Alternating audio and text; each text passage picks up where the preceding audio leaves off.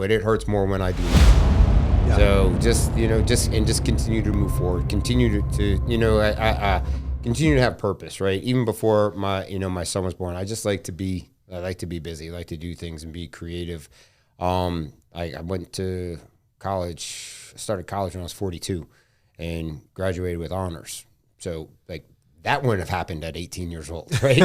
So, but and then just try to have fun and spread the word. And along the way, you meet really good people. And literally, Nathan and I met last year. The same reason why we're in town here for the NRA show. We met at NRA in Indianapolis, and our booths were across from each other.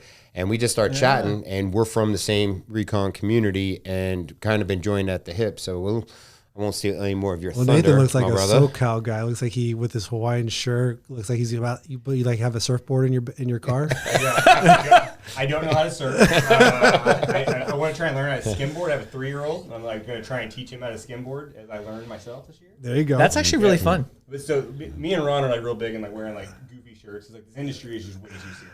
Mm-hmm. Yeah. And that's what we met, and we were both wearing hula shirts at the NRA show in Indy last year, and we kind of were locked eyes. Yeah. It was a match made in heaven. Yes. They're like, you get me. Yeah. I like that. Yeah. No, so my intro here. It's hard to follow Ron, but I'm Nathan Mitchell. I'm the owner of Mitchell Defense. I spent 6 years in the military. I was a Navy corpsman. The last few years I spent on the recon pipeline side. Got out when I was in San Antonio. Met my wife out there. It was great. Went to school in San Antonio. That's whenever I got my bachelor's degree and kind of fell in love with business. I've always kind of liked the business side of things, but fell in love with it. My family had a pipe inspection business out in West Texas, so I moved out to good old Midland, Texas. I'm from Belton, Texas, so I am a Texas person. Even though we are located in Philadelphia, I am a good person. I swear. So it's funny. I was talking to someone. They were saying the people in Philly, in Philly, all that eastern upward side is that you got to be. They'll fight you. You guys got to be ready for a fight, especially if you're going to the hockey games out there. Yeah, the sports fans are intense. Yeah. The one thing I've learned, so being from Texas, it's everyone's genuinely nice. Someone asks you how your day is, they mean it. They want to know what your day is. They want to have a conversation. Up there, people are extremely nice. They will give you the shirt off their back. You have to get through the first 3 sentences though. What's that? Once you get through that initial tough exterior, those first 3 sentences, and they realize that you're we're communicating. I don't want anything from you. That's whenever they just turn into the nicest people in the world. So that was an observation, but sometimes it does get a little exhausting having to fight for every conversation. I just want a bottle of water.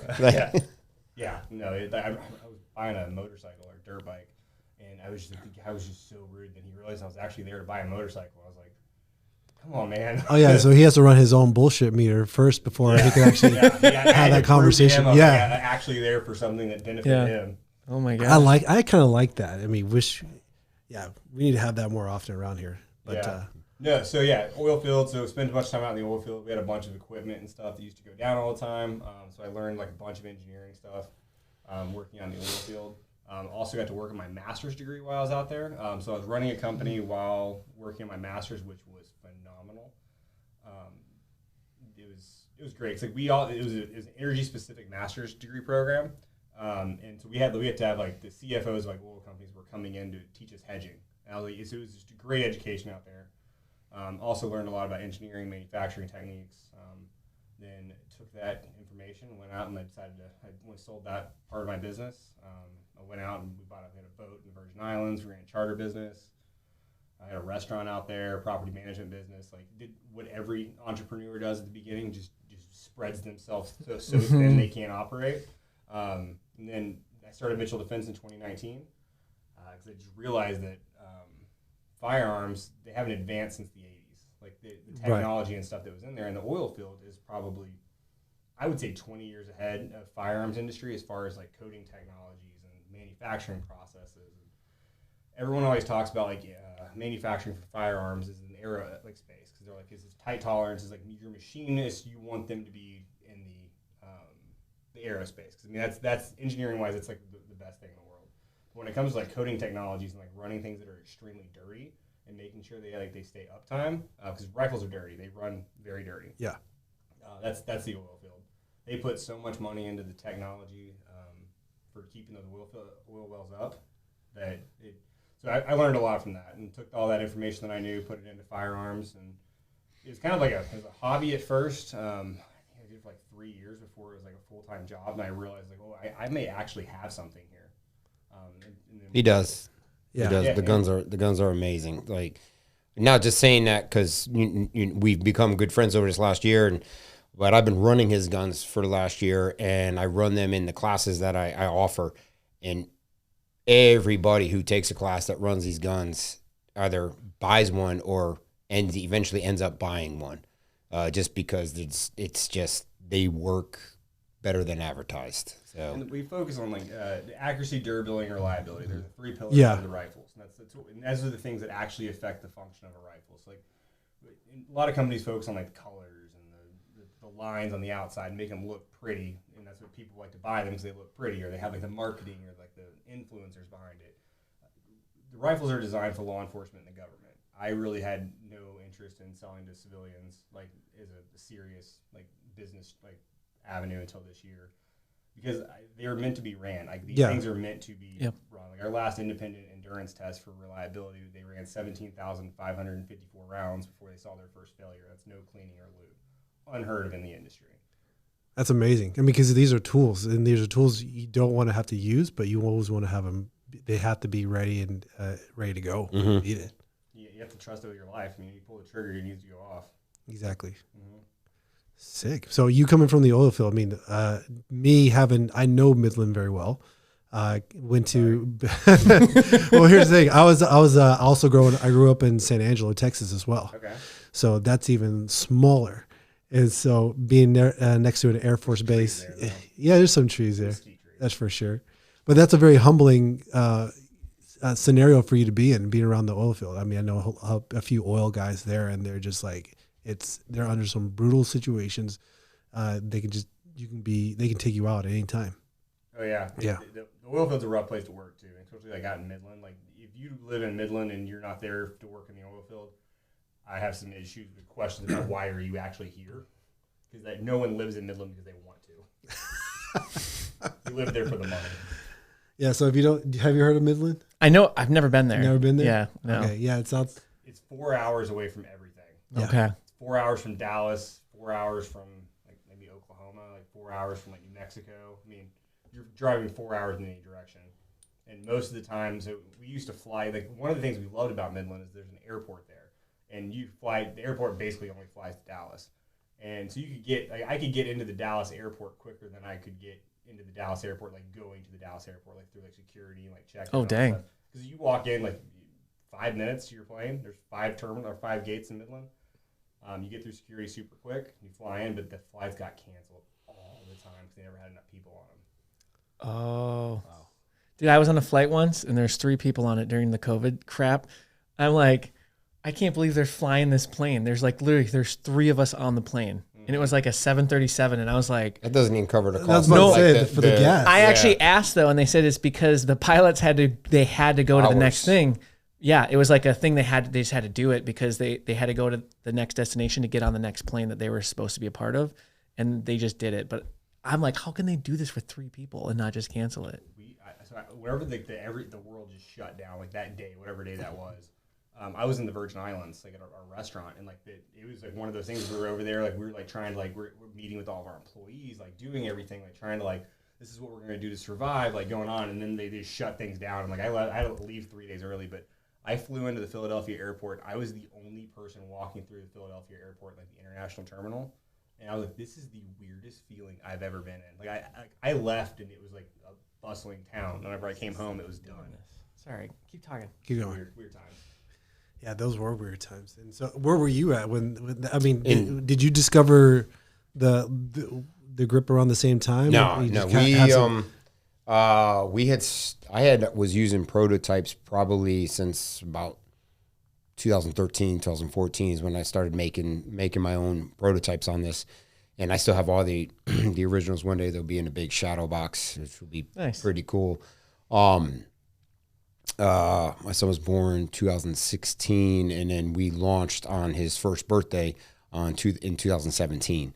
So we were getting our legs underneath us and trying to, figure it out and talking about being an entrepreneur. We believe in our product. We thought we were on something really good. We know we're on something really good, and we launched the product, and we're like, all right, this is awesome.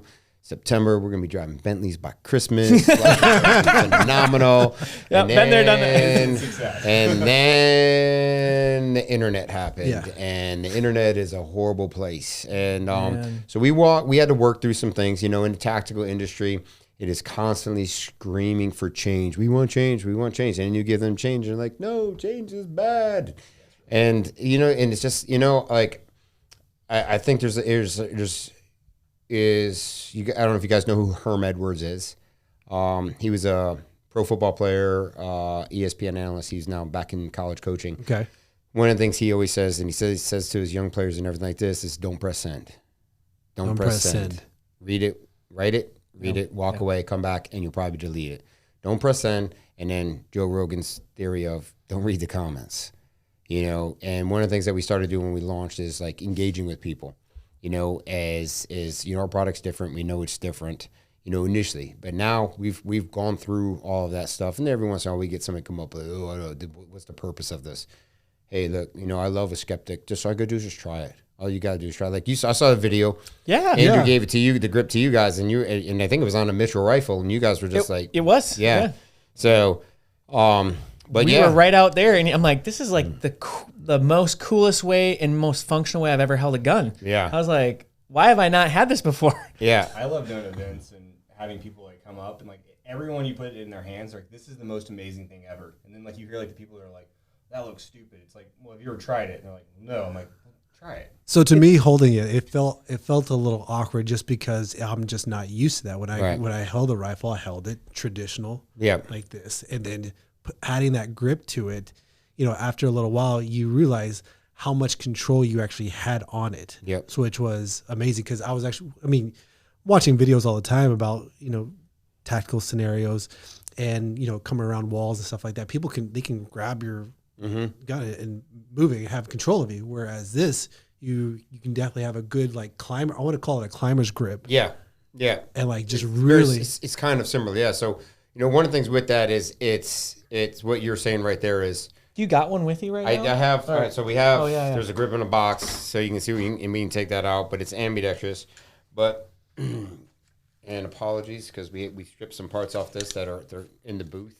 But this is actually on the 9mm Rat Dog, the Mitchell fence, and the grip just places off to the side. So when you have your benefit, your traditional broom handle underneath, right? This or the wedge or that thumb over bore. These positions all have one thing in common. You're holding all the weight of the gun up with an individual muscle group. That's right true. there. Yeah. This is where instant fatigue starts to come in. So when that fatigue factor comes in, now you're looking at accuracy issues and stuff like that, right? Just by simply placing the hand out to the side, I'm no longer holding the gun up. I'm pulling it back.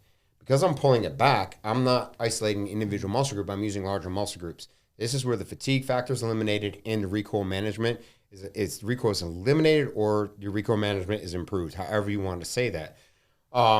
So the other thing with that is, with what you just said, is I shoot a pump shotgun like this, right? I'll shoot a rifle like this, but then I'm going to shoot a pistol like this, right? So now I shoot pistol, rifle, shotgun, exactly the same. Same upper body, same mechanics, commonality, movement. The only thing that's moving forward is my firing hand, but my support hand stays in the same exact place. All right, so now you're getting more reps doing the same thing on all platforms. We also say heavier the gun, higher the caliber, full auto or suppress, you recognize the benefit instantly. Eliminates recoil, eliminates fatigue.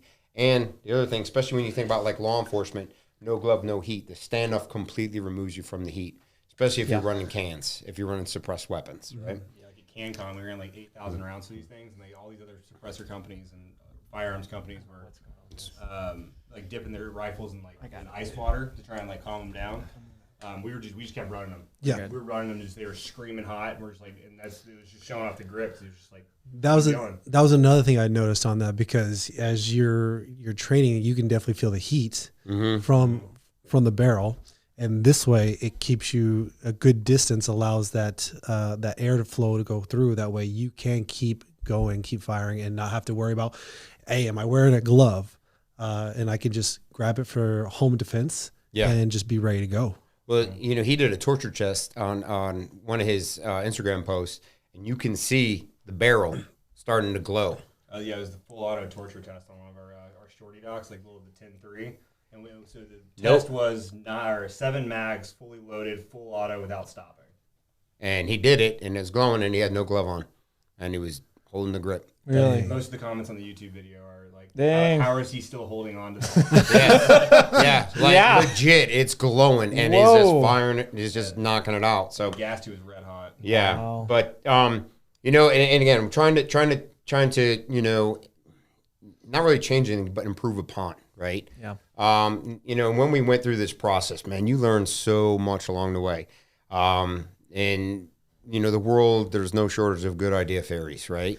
But manufacturing, taking something that was an idea, like that was in my head and sketched on paper, and making some things just for me, to taking it into manufacturing and tooling and doing all these things.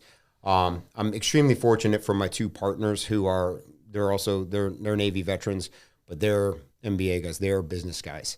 I am the referential authority on firearms instruction and stuff like that in our business. So we have the diversity in the ownership and the leadership in our company, which has helped us get to this point. But learning a lot of things along the way. We had our vision of what we wanted to do, and then we actually brought in a doctor of biomechanics and ergonomics who helped us and told us that we were actually wasting our time in the firearm space, that we should be in the power tool space. And we're like, yeah, that's a really good idea, but we want to play with guns. But this is more fun. Yeah, I was like, good idea. This is what I want to do. That's also the reason why we got into the canine supplement business, because we love dogs. We want to be outdoors, and it's just going to lead us to do some really cool stuff. Yeah. You gotta have a passion for what you're doing. Exactly. That's the You number do. one thing in business. Especially if you're going to be running it. Like, it's one thing to go get a job and just to do it to like make ends meet and like do it for a certain amount of time. But if you're going to like build a business, if you're not passionate about it, you won't make it. Yeah. And at that point, it turns into a job if you don't enjoy it. Yeah. Exactly. It's a job that you're not getting paid to do. That, and it's so freaking hard. Like, do you really want to go work 80, 90 hours a week to build something that you're not making money to get started? Like you guys are saying, like you wanted the Bentley right in the year. And you're like, yeah, we're going to start this business. We're going to be crushing it. You're like, crap, I got cash flow problems. But you have to be excited. Yeah. And you're going to have the bad with the good. Yeah. For sure. And it's not without its challenges, but it's fun and learning a lot. And then, getting finally, partnering with the right people, on our team. And, we have brought together a bunch of key brands that we really trust. And we're really just trying to, when we do events and we do content events and training events, we try to pull everybody together so we can recognize all the brands and then bring everybody up and really just start helping. More so, we try to do there's brands that we like that aren't veteran owned, but we do try to help a lot of our veteran owned partners in the space, because we all have similar struggles, and is the prejudice against the firearms, against the Second Amendment, and the struggles is real in the you can't do anything without social media. Like I say it all the time, if I didn't have to be on social media for business, I would be dark. I would be not on it. And it's very frustrating. And it's like my partner says, it's an energy vampire, Oh yeah. And it's just like, it can really hack your mind. Yeah. And I remind myself of this. I had this conversation with someone else about how to I'll be on social media. I make it a point, and we actually had this discussion on our last podcast where I get up on my mornings.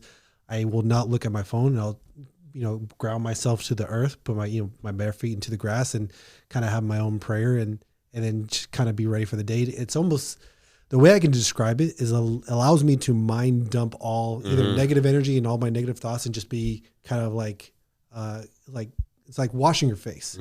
And then I'm ready to go for the day. Yeah. Yes. But social media can definitely trap you. It can really mind hack you. I have a hard stop on social media at night. Like I have to just completely detach from that before going to bed. But my biggest thing, like I like what you're saying, like the first thing in the morning, because like my first thing I do in the morning is grab my phone, check bank accounts for deposits, I check social media, email, and something else, I'm sure. But like that's like the first thing I do before I get out of bed in the morning, which I'd rather have like a routine like yours. Yeah, it does. Well, again, I'm not perfect at it, but I'm making it a habit every morning. Like this morning, I definitely got it done. I still looked at my social media. I checked to see our our followers, and then I went to go work out. I got my workout in, and then boom, ready to go. Yeah, typically, like for me, my morning routine is I'm up at 4:30. I go downstairs and I will grab my phone. Phone's not in the bedroom. I look at the weather. I won't, because I ride my bike to the gym in the morning. Same here. So well, it's an e-bike, man. So I'm You pounded that thing a little too early there. That's all right. I pedal. I pedal. You know what? Pedal. I want I want an e-bike, so it's okay. But before I make my water, my Celtic salt in there. Put the Celtic salt on my tongue. I grab my devotional. Like this is my morning routine, right? I'm grounded, starting my day with my faith, my walk, and get my water, grab my phone, and then like what I've been doing now is I'm doing Audible Bible and listen to the Bible while I ride my bike 2 miles to the gym, get to the gym, get it in, get it done, come back, and now we're in routine. Now my wife, we go port and starboard, and then she goes to the gym, and then mini-me wakes up, and then it's just like we just roll a dice and see where the day takes us, right? Dude, But it's funny. I love technology as much as it's bad, but like on the Audible Bible, I got James Earl Jones talking to read it. It just makes so much difference. Is that with the prayer app that you have, or is that on? No, it's just the Bible app. So there's an app that I use. It's called Prayer, and it also has those options for you can hear James Earl Jones. Yeah, I got James Earl Jones going through Exodus, and I'm like, this is the only way to read Exodus. Yeah, I think I'm gonna have to. Because I'm doing. Was it UVerse? It's all the faith stuff in there, but it's like Bible. Our church is doing the Bible in a year, so. Yes. Now I got some like British dude just speaking in like old text, and it's pretty cool. It is cool. It is funny because like when you have like that, like those types of like people with their voices that talk, at least for me, it makes me get more engaged actually. James Earl Jones has that voice like, yeah, I'm ready to go do some damage. Yeah, I know. Like where's my lightsaber? Let's go. When you get to the point in the Bible, is it like Jesus, I am your Father. Oh no, the best though is when they're talking about the plagues in Egypt. Yeah. When he's doing it, I'm like, oh my gosh, this is just so intense with his voice. This is so much worse now. Yeah. Yeah. No, so I want to segue into the whole talk about firearms and guns, people's perspective. Obviously, there's a lot of people that are against it. People like us, we definitely see it as a necessary tool that, again, you don't want to have to use, but you want to just make sure you at least have it in your toolbox for sure, and at least know how to use it, not just let it sit there. So from your perspective here, what are your thoughts whenever someone comes up to you and says, hey, why do you even have a gun? Why is it necessary aside from, the common talks about it? I can go on about this a little bit, and then Ron can rant about it for No, for me, it's like you said, just having something in your toolbox. Like you never want to be able to use it, but if you need to use it, you have it. It's just, coming from like a military background too, it's like you're always planning for contingencies. I think for me, I really was like very lax about carrying a gun for a very long time, and then after I had a kid, then it became like, okay, now I need to. My job and my goal in life is to protect this little human. So that's kind of like it for me. I deal with it all the time up in Philly. It's a lot of like the liberal side. And people like talk about it, and then you just go on conversations with them, trying to figure it all out. Like, a lot of times they've never even touched one. Like my wife, the first time I took her to her gun range in San Antonio, Texas, she had like a panic attack. Yeah. What? And she did full-on panic attacks. I took her into a busy indoor range. Like the experience was absolutely. The guns are going off constantly, and I didn't realize that she had never seen or heard a gun go off before. And I took her into this place that they're just going off constantly. So like I messed up, did it completely backwards. Yeah, you just threw her into the bear cave right there. Yeah, and that's like, and keeping in mind that there are people out there that like just know absolutely nothing about it. Yeah. So like, I mean, you can, if I know nothing about something, I can have an opinion that's formulated from someone else, but until you actually try it, so like usually when people are like against it, I'm like, look, I will take you to the range, we'll go shooting. If you hate it afterwards, then you still have the same opinions? So that's and Ron, he has his tangents. All right, now, so. Do I need to get comfortable here? Yeah. Ron's a gifted firearms instructor. Thank you. I may set it up here for you, Ron. Is I think too one of the reasons behind is because, just like to your point with your wife, she didn't grow up with it. Mm-hmm. When you grow up with it, like I grew up with it, my parents, my grandfather, they went hunting, and we're used to seeing a deer being skinned, and we eat it. And so I grew up learning to respect it and understand that, again, it's a tool. But so a lot of it is it's culture. It's culture in the home. Yeah. But then there's the social media culture and the voice that's not really a voice. The voice that's fed by influence from other things, this, that, and the other. And there's so many ways to look at this. My wife is from a family that they're originally from Jersey, and they've moved to North Carolina when she was about 15, and they're not firearms or anything like that. Yeah. My one brother-in-law is amazing hunter. He's my hunting mentor, actually, because I actually didn't get into hunting until about 3 years ago, hunting animals. But I'm a bow only guy. Bow. Yeah. I was about to ask you which one, if you're a rifle or a bow I'm a guy. bow. Like respect. It is like honestly, I tell people all the time, it's like, I love his guns and everything like this, but I really only care about shooting a bow. Like, I love teaching, I love shooting, but shooting a bow, it's like my golf. It's just like, man, it's so hard, and there's so much that can go wrong, and it's all on you. It's all on you. There's something magical about getting an animal that close to you. Like, you're like, it's the game. It's the thrill of the hunt. Have you gone turkey hunting with a bow yet? Yes, only twice. Okay. I didn't get out this year yet. Yeah. So I hear when you go turkey hunting, like you have to aim for the head. You got to take the head out. Well, you can hit. There's two spots. You go for neck, or you go. It's like right up on the spine. But I have those turkey guillotine broadheads. I just got to try it. But I have a turkey in the backyard, and I practice neck shots. Okay. I practice like all the time from about 44 yards, and so it's fun. So, but.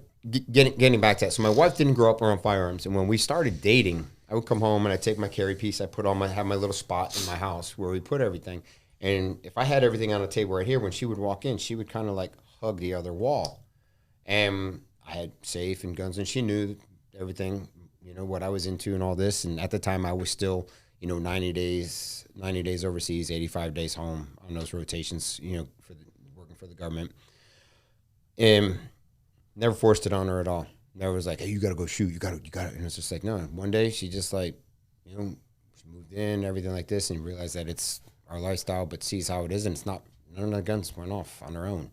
None of the guns, did anything wrong on their own. Right. She's like, hey, she goes, would you take me shooting? I'm like, oh, yes. I've been waiting for that. Let's go right now. Let's go. Like, let's go. And, took her to the range and everything. She got into it. And, a lot of funny things have happened along the way with that, and to include, like, she now talks way more crap than to me because she feels like she's better than me. But she's really good. But she sounds like she likes to be competitive. She is. So, and then getting to know her family, and I'm very super close, and I love her family. And my mother-in-law did say to me one time, she goes, you carry a gun because you want to shoot somebody, and I said, no, you're 100% wrong. Like, I carry a gun because I don't want to shoot somebody. I carry a gun because I'm never going to let somebody impose their will upon me and my family. I carry a gun because if it comes down to it, it's going to be the one tool that prevents harm coming to my family. And I said, but I also carry a gun because it's my birthright. It's my right as an American, as a citizen, but more importantly, it's my right as a veteran that I've actually took up. I raised my right hand and I went for it, and I served 25 years for the country. And I was like, I say, there's a lot into it. It's not just about having a gun to walk around like Billy the Kid and just get into these gunfights. That's not what it's about. It's about being a responsible gun owner. And teaching, you said it, it's a tool, not a toy, right, when it comes to the kids. So I have had, in 15 years of being an independent firearms instructor, I have had easily 20 anti-gun people, or never had a gun, don't know what I'm doing, more so those, but the anti-gun people. And they wake up one day and they were raised in a very, I don't want left, liberal, whatever, anti-2A, we don't need guns, like family. Yeah. They woke up one day and they realized, like, I hate something I know absolutely nothing about. I'm coming to you because I have a friend who trained with you, and they said that you just break it down very simple. A lot of people come out intimidated. I had laid out all the guns and everything. I give an explanation when we're doing our Pistol 101. We talk about types of pistols, types of holsters, lifestyle, mindset, habits, all this stuff.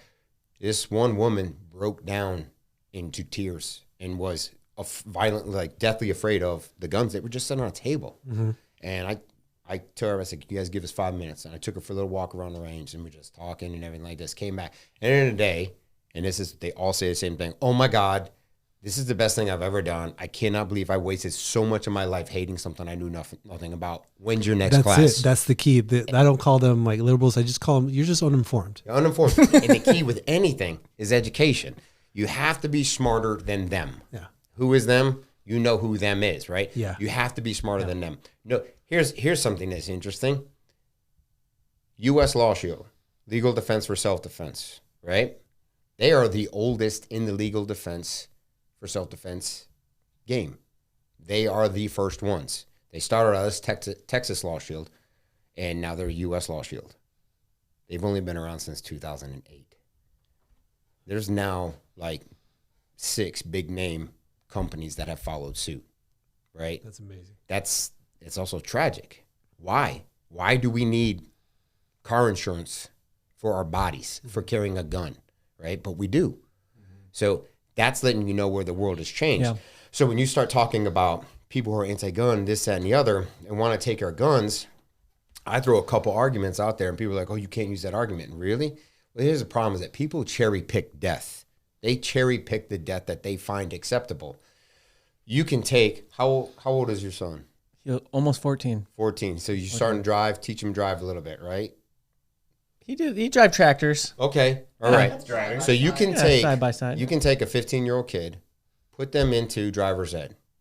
They turn on the day they turn 16, they can go down to DMV, get their license, have a driver's license, and get behind the wheel of a car that has a speedometer that goes 120 miles per hour, but they've never been to a professional driving school that teaches them how to manipulate a car at high rates of speed. Yeah. Right? That's a good point, because you're even if you are carrying a weapon, if you're in a vehicle, I was told that your main a weapon is, while it's still moving, is your car. And that's not your gun. Right. Yeah. So if you look at statistics, right, of death, hammers, ladders, screwdrivers, box cutters, cars, all kill more people a year individually than firearms. If you take suicide out of firearm death, we're not even in the top 50, right? Wow. You know, maybe it's 25, but it's still very far down the line, right? The car, you put these teenagers in these cars, and they're going, I know, I did it, right? When we were here 2 weeks ago, I had a Shelby Cobra for our rental car. I hit 120 on the highway, but guess what? I've been to 14 professional driving schools, right? So I'm confident in my abilities because I have been trained in driving at high rates of speed and manipulating cars on corners and everything like that. So, you know, and I pushed, and it was Shelby Cobra, man. Come on, it was fun, right? Yeah. But that's where I'm proving my point right now. Feel that power, yes. So you do this, and you have these people. Now let's get into the truck driver or the person who's been behind the wheel for too long, and the fatigue factor and all these things, right? Yep. And that truck driver who's coming and who's just trying to earn a living and now like nods off and crashes through an intersection and kills a dozen people, right? These vehicles kill more people. But this is where I say people cherry pick death. Nobody wants to regulate the cars. Nobody wants to have a government mandated governor, an electronic governor that automatically regulates your car and how fast you can go. Because one, it inconveniences you. We want our car, but we all have stuff to do. So I'm going to cherry pick to death. I'm going to overlook that a car. Oh, it's not that big a deal. Cars kill more people a year, and it's hypervigilant because of how it's reported on. That's a good point, yeah. So people are like, oh, you can't use that. I was like, I can use that. It's like, you have to look at statistics. Like, you have to look at statistics of death, drinking and driving, texting and driving, right? Teenage driving, like all of these things, driving while fatigued, right? That was the big thing with the, in the military. When we would get our 4 days off, our 96s, they actually started extending them and not holding dudes to the end of the day. What they used to do, like when, in the 90s, like, no, and they keep us till 4 o'clock.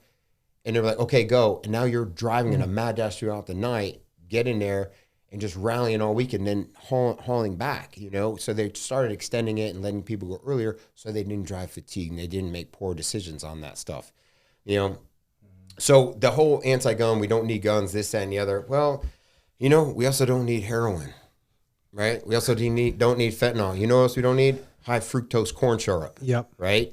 Like, Yep. Red 40. Oh man, that kills. Right? But guns in the same categories, yeah. But still, cigarettes, those like, have like permanent damages to you every day, including And they kill more people. They kill more people. Yep. Yeah. So it's people like want to do this or like, the Second Amendment meant for muskets. Okay, well then the First Amendment didn't cover Facebook. It didn't cover iPhones. So you can't have it both ways. And there's nobody who's willing to compromise on that, right? So I think it goes back to one of the things I started saying is it's culture in the home. And it's like, I have people like, they come up and they're like, hey man, they take it and their kids are a little bit older and they're like, I've got the guns and like I got the kids at home, but I don't know. Like, how should I do? I was like, stop doing that. Stop doing that. It has to be a culture in the home. Yep. Yes. It has to be culture. I can come home, I can take my carry piece out and I can put it on the island in the kitchen. My son and my nephew, who are 3 months apart, my niece who's 9, they could be sitting there building Legos on the island in the kitchen. I could go outside, cut the grass, do whatever, come back in, and none of them is going to touch the gun because our cultures in our homes and our families, they know it's a tool, it's not a toy, and you don't touch it. I've got Nerf guns and toy guns and stuff, like all over. When we sell our house and move our house, the people who buy our house after us are going to find Nerf bullets and Legos for at least the next 2 years, right? It's insane. In my house, it's French fries and Harry Potter stuff. Yeah, it's culture. It's the culture, and it's education. And then it's a misrepresentation when you have congressmen or you have former military generals. This is a full semi-automatic weapon. Like, no, it's not. You're an idiot. And I can't believe that you're actually collecting military retirement and you had 4 stars on your collar at one time and you're going to say something like that, right? It's culture. It's people just being lazy and getting sucked into clickbait. So that was a kind of long. Yeah. rant. No, what you hit, I want is to expand perfect. Go though, ahead. is like the culture that people do is they teach fear. They teach that you fear that gun. You fear because it can do things. And like, Alasso, how old were you when we went and shot for the first time? Probably like 8 or 9. Yeah, we went out with my 9mm and I'm like, all right, we're going to start teaching you, how to respect this gun. Because like you said, I got in the house. When you said about laying on the table, I got 3 boys and I've taught all of them. They're 14, 12, and 9. And all of them have already shot guns. He's ready to rock and roll on a lot of stuff. He keeps asking to go out all the time to go shoot. But like the whole point is it's respect, and it's also setting that tone of the culture and not saying it's this fear-mongering tool. And that's where a lot of the society is telling you that you need to fear this thing. Well, then like that lady you said that was kind of like, they get like shaken up. And it's really sad because I think you said this too about like, I'll just say it a little differently, but like, you need to be a formidable foe to protect. And if you don't have, like as men, if you're not formidable, we'll just get walked all over. Your family will get walked all over. And society is teaching men to not be a formidable foe. And I look at that when you're explaining this as I'm listening about like the guns, is when you get these kids, especially these young boys raising up, and they don't see a gun or touch anything until they're 25, 26, and they fear it. Well, it's like you kind of taught them wrong. Yeah. So I liked hearing your story, how you took a lady who was just crying at the sight of guns, and you just had this walk around.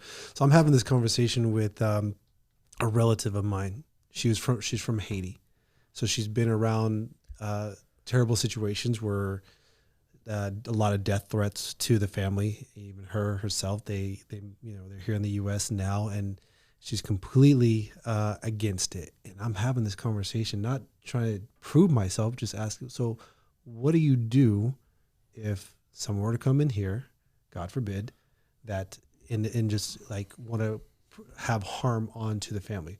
Wouldn't it be good for you to have a tool that that can protect the family? And she had really no answer to it. She was just, I give them whatever they want, and that way they can leave. I'm like, well, that's not how the world is. Mm-mm. There's people that want to perform harm on you, and so that situation can happen, but you want to be prepared for that. And so she had no answer to that, and that hurt me, because there's no way I can. She's willing to open up to it just because of past experiences of being around such an. Even Haiti right now is under such turmoil where the president is no longer there, and it's being run by a couple different warlords right now. Warlords, yeah. Trauma has a lot to do with a lot of things, and people, and it goes both ways. You have the people who are a victim, and they're like, I am never going to be a victim again, right? For me, I have a call to serve still. And I truly believe that my call to serve is I've been given talents that they're not mine. I've been given them. And my job is to strengthen my community any way I can. And how can I do it? I can educate people this way. I think it's a culture. I graduated high school in 1989, and I didn't hunt. My dad was a cop. We had guns in the home, shot.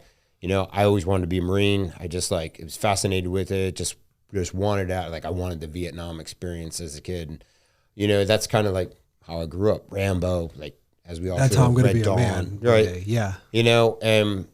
But I remember all my friends coming in dirty, tired, shotgun, rifle in the back of the pickup truck in the school parking lot, right? Even when I was stationed in Alaska.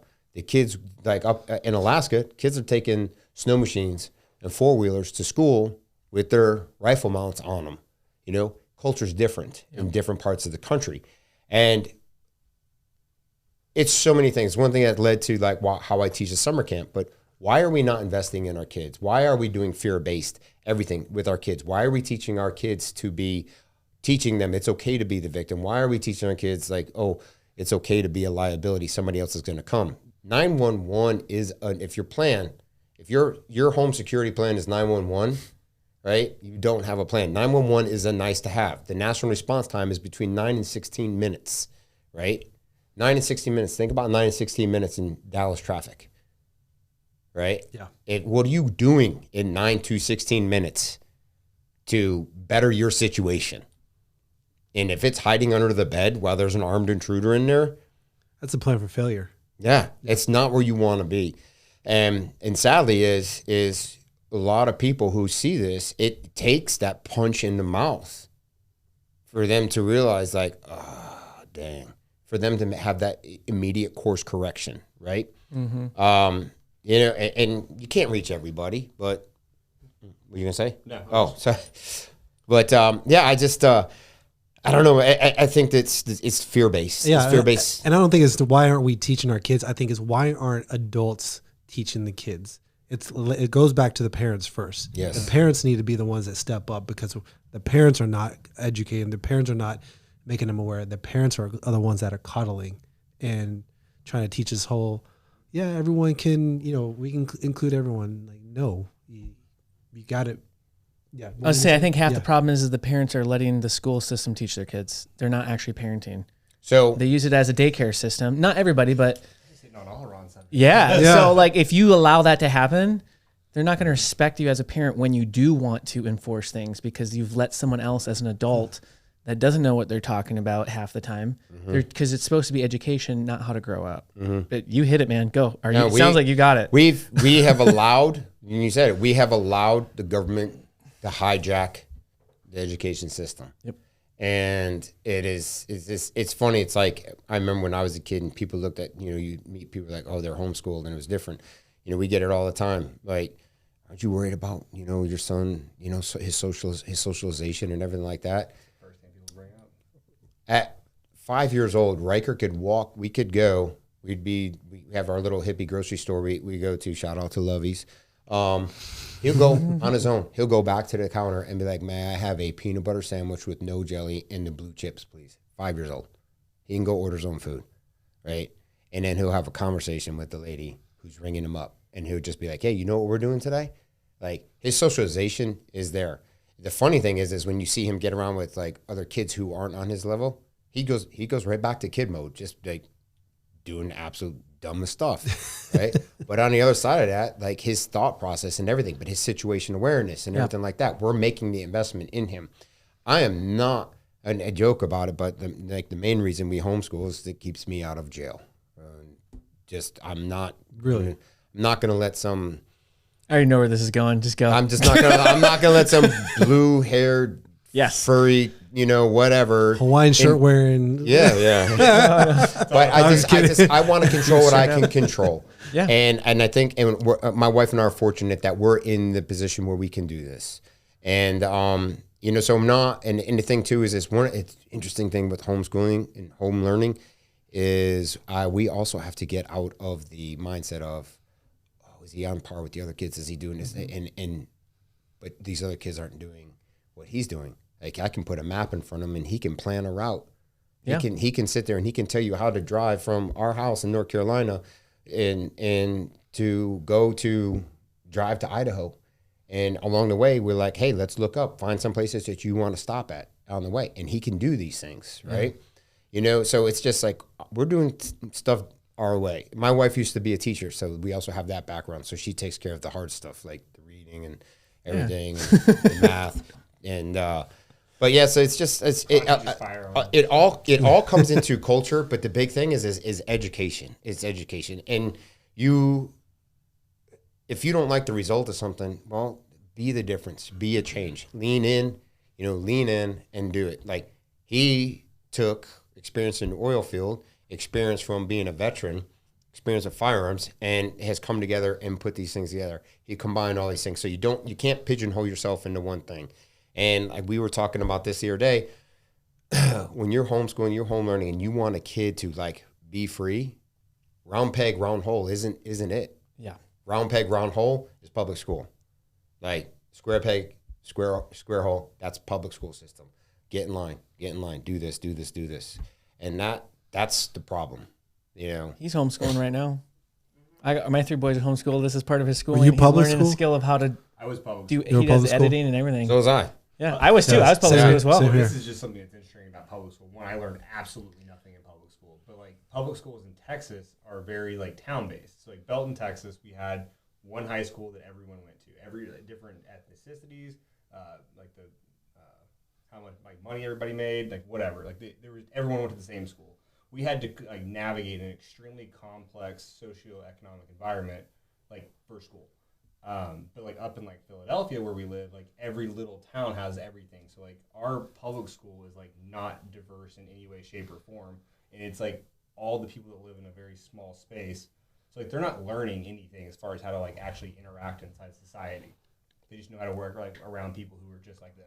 See, what fascinated me about you and your story was you've had businesses, they've been successful, you've done very well, and then you figured out a solution, like a type of blue ocean that could launch you into this type of career. But for you, because I didn't have that upbringing of being around, entrepreneurs and thinking big, you had this vision of being able to think, much bigger, be able to be above a lot of people that are normal 9-to-5 people. And was that something that that was kind of like natural? Did your parents teach you that? Or, what was? It was pretty much taught by my parents. My dad started the oil field pipe inspection business like way back before we were even born. And he did it because he just could, no one would hire him. That's what he says, but I think he just couldn't work for anyone. And he had a dream and just kept driving for it. my mom was a stay-at-home mom up until a certain point, and then all of a sudden she got this wild hair and bought a car dealership, like car detail place and oil change shop, and like just dove into it. And she turned that into an extremely successful business and then sold it. So Man, entrepreneurship runs in my family. Neither one of my parents ever had a job. were there certain standards and ideas, or even like something you guys really stood by? Like, these are our values and principles that we've had in the household that we all understand, and this allowed us to be able to work together as a unit, in a family. So my parents were divorced, so it was very different between the two. Okay. I grew up in an extremely religious home. I mean, God drove everything that we did in our household. I mean, and that honestly is probably why my mom was so successful in her business. The church really rallied to help her out in the beginning, which is phenomenal to see that. That's awesome. Really come together. Dad-wise, my dad always just taught us, like, so networking was always his big thing. I love that. Yes. We growing up, we learned how to network, with adults. We were always around adults. Like, they never pulled any punches. I mean, probably bad ways. We spent a lot of time in bars, which like helped us. Like we were in the 80s at like 12 years old. Just probably really bad, but back in Dalton, Texas, the country is terrible. The cops wouldn't leave. The cops would actually leave you alone. Like, I know I know them. I know their family. They're good. Yeah, back roads were kind of like the way we used to get around everywhere, which was easy, except for when we wanted to go to Whataburger.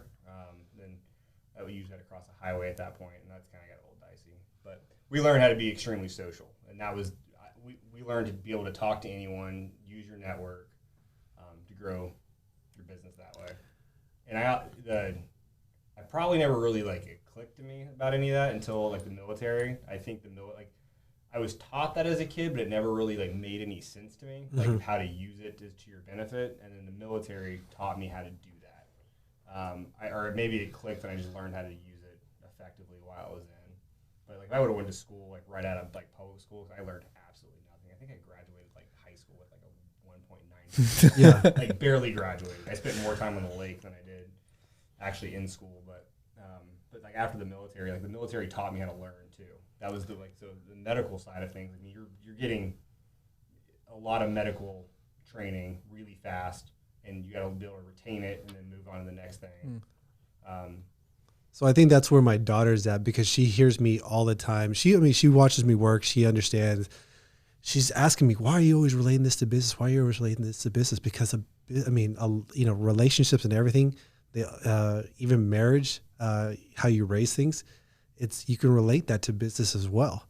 And I was saying to her, networking. If you're gonna go to college, you're not gonna go to college just to go to college. Mm-hmm. You're gonna go to college because you're gonna do something that you want to get into for sure. And I said, you're not gonna go to community college. You're gonna go to an actual university if you do. And when you are there, you're gonna learn what you're going there for, and you're gonna learn how to network. That's the main two things I care about: networking and going actually learning what you're starting out for, like engineering or astrophysics, whatever. But she's at what you were just describing. It doesn't click for her yet. So, but that's something I'm trying to preach to both my kids: networking. So one of the big things is like the networking too, and it's not even like networking with people that you know. It's networking with people that like you have no idea who they are. You talk to everyone and be nice to everyone. And I learned that in Texas. I mean, having a conversation and genuinely caring about the person. Because you never know who that person is or who they know or any of that kind of stuff. I mean, we were actually talking about it last night. I went down to like a bourbon bar at the hotel, and I was talking to the bartender. We were just having a grand old conversation. He's a former Air Force veteran. And then I was talking about what I do, like the business and all that stuff. And he was like, oh, yeah, my uncle owns this extremely large government contracting company. No big deal. Yeah, no big deal. He just said it so nonchalantly. I was like, wait, what? Like, you never know who you're going to meet. Yeah. Like, you never know how, I mean, that will probably never turn into anything, like him having an uncle that does something, but, like, you never know. So it's like, I mean, I gave him a card, said, hey, if you ever need anything, reach out to me. I mean, if you ever need a gun, we'll do something custom for you. Like, and it's not because of who his uncle was, but it's just because, like, I made a genuine connection with the guy. He's a veteran. I mean, you need to look out for veterans. Yeah, you work with people who you like. That happens every time. Character and integrity. Yeah. If you have that with people people see it and then they actually want to help you. If you're just in it to make a buck or try to do things, that doesn't last. They can smell it They too. smell it a mile away. That honestly is what it drives me nuts about the firearms industry, though. Oh, really? Unscrupulous behavior. So in the firearms industry, so every business I've ever done taught me a different lesson in business, like things focus. Like the oil field is all networking. You learn how to like utilize your network and grow it and do business that way. The restaurant taught me cash flow, like how important restaurants. Interesting. What's horrible. And then so like the firearm side is all marketing, and so that's one thing that drives me nuts. But like you don't have to have a good product in the firearm space; you just have to have good marketing. And it's the one thing that drives me absolutely insane about this industry is that everyone just listens to the marketing. I mean, I know you have a good story about like pistols with that, but everything in the space is all about like how you present it. Mm-hmm. And it doesn't, I mean, it could totally make sense. I always say that there's so many companies like firearms companies that are solving problems they create. It's like they make up some problem that is in firearms and they're like, we solved it by this new like doohickey that like we put on here. The way we seat the barrel is like different. It's like, oh, like scientifically explain to me how that works. No, it just works really well. Okay, But they make it look so cool when they shoot it in marketing and video and edit it, and so yeah, they create problems that are actually there. But that's in every industry. Or it just looks cool. It's Yeah, it just looks super cool. unfunctional. Yeah. And like, or they don't. Like, there's a lot of companies that don't torture test things properly. We've even dealt with companies too that you'll find a problem with them and like bring it to them. It's like, hey, look, I'm having issues with X is causing these issues, and they're like, oh yeah, we know about that. I'm like, why are you still putting this product out? It's clearly defective. And they're like, oh, well, like we're working on a fix. I'm like, well, stop selling these things because people are trusting them because your marketing is saying that these things work, and they're putting them in their gun and expecting it to go bang. That's my rant about the fire. That's a good one. It's one of the things that I have said forever. Like I was a big Nathan too, but my wife and I actually met through our gym community in Wilmington. She used to own one of the CrossFits, and I was a big CrossFit guy and became CrossFit coach and Olympic lifting coach and all this. One of the things I used to say all the time, because you get the people who get sucked into the whiteboard in the gym and who did what and this, that, and the other, and you're looking at someone's score, and I'm like, there's no way that person did that. And I would always write, like, on the board, integrity is free. And I teach that to my son. And I was like, integrity is free. And when he sits there and he starts telling a story and it's getting a little fabricated, I'm like, okay. It's like, are you telling me a story or are you telling me a lie? And I says, because integrity is free. I said, if you're telling me a story, it's pretty funny. But if you're trying to tell me something, you think it's the truth, I said, it's not funny. And then I says, and that's not good. And I says, you have to have integrity. And he's like, Dad, he goes, I'm just kidding. I'm just telling a story. And I want him to understand the difference on that. But integrity thing is a big thing. And I think that kids aren't taught that. And I think that there's even people in the industry who, in every industry, that dollar signs justify the lack of integrity.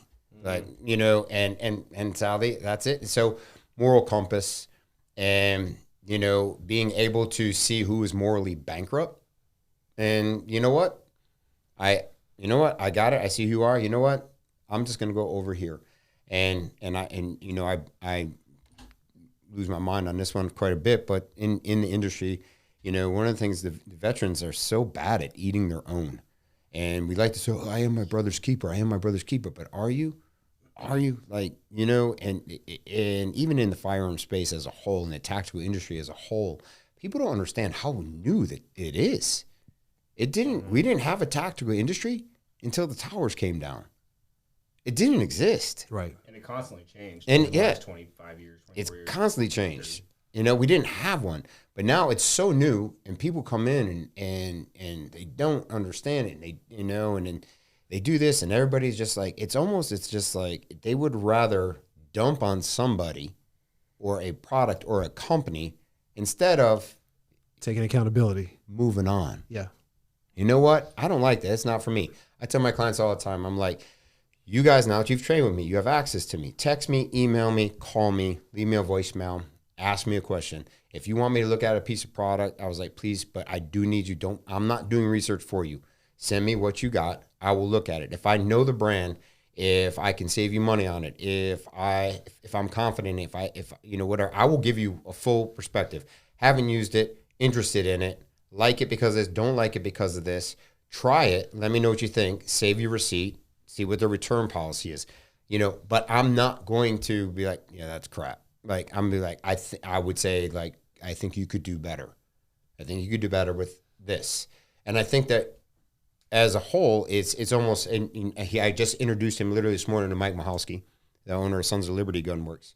And when we had started Ryker, he was helping us, and he had reached out to me, and I was like, bro, this is bad. He goes, bro, this is gonna sound really weird. He goes, but the internet is a hateful place.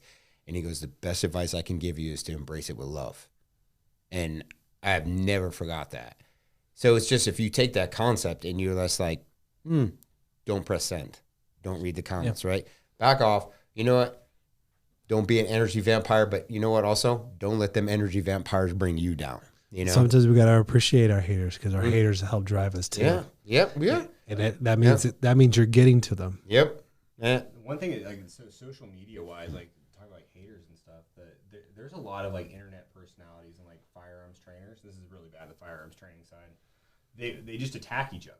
Like, that is, but what they're doing is creating engagement, and then it's growing their following. It's like they're using that to drive like their. Oh, it's a complete tactic. Yeah. It drives me insane when people are like, "Oh, did you see what this person said?" I'm like, "Yeah, but like those guys are actually really good friends. Like, they're just creating, They go to the bar at night and have a drink. Yeah, he was my best man, so.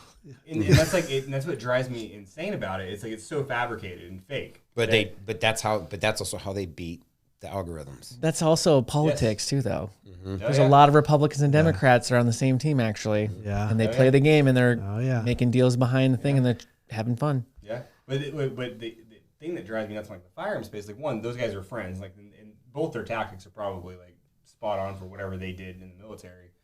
But they just go after them. But then their followers, like, they take that hate and then just drive it to a whole new level. Where it's like those guys are going and being friends and having beers, but these other guys are just going. Yeah, and the comment section's going off for like 4 days, and it's like, and they're just kicking back out of beer with each other, and their algorithms, and their meta's going up, and they're laughing.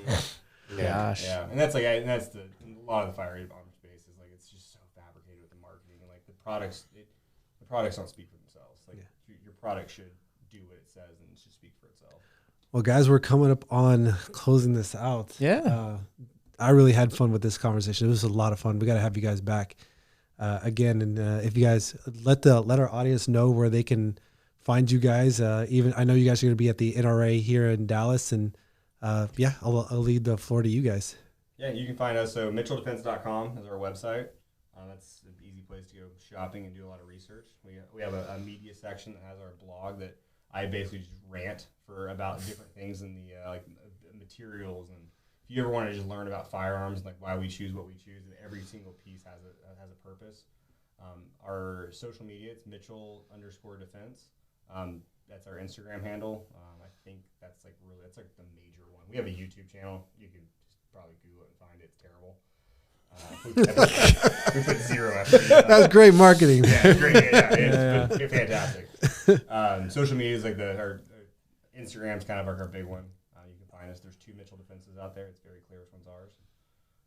So I'm sure everybody's now going to go Google the other one. Yeah. Oh, and then can we do codes? Yeah. Go ahead. Hit it out. I mean, if you guys want to go purchase anything, I think it's good for the next month. Site-wide 20 gives you 20% off. Mitchell Defense Firearms. Mitchell Defense Firearms is the code. Yeah, or no, so the code is site-wide 20. Site-wide 20. Yeah, one word. Gotcha. We'll put it in the description below. We'll put this. All right, so Ryker USA, RYKER USA, Instagram, Facebook, YouTube, RykerUSA.com, and Ryker20 at checkout. 20% off everything on the website. Grips, slings, all of our stuff. Our YouTube channel, I've got all instructional videos that break down the concept, break down how to do each individual thing with the whole Ryker method of shooting that we created with our sling and the grip. And then also my summer camp is Life Skills. So it's SKILLZ USA.com and Life Skills USA, YouTube, Instagram, Facebook. We actually are also probably first week of August going to be running a camp with Archery Country down in August. So it's going to be a combination, a hybrid, half-day archery, half-day life skills with with Tyler down there in Austin, Texas, archery country. So we're gonna be doing that this year. Okay, that's gonna be that's gonna be actually be my second, because my first camp is actually gonna be in Lexington, South Carolina, with for Sornex exercise equipment, and we're doing that there, and then everything else is gonna be Eastern North Carolina. So, yeah. That's awesome. If you don't have your own blog, you have some great insights and stories. So I encourage you to create your own blog. Yeah. All right, gentlemen. Well, we will see you tomorrow, and we're both going to be there. So we'll come find you. All right. Awesome. Thanks, guys. Thank you, guys. Bye.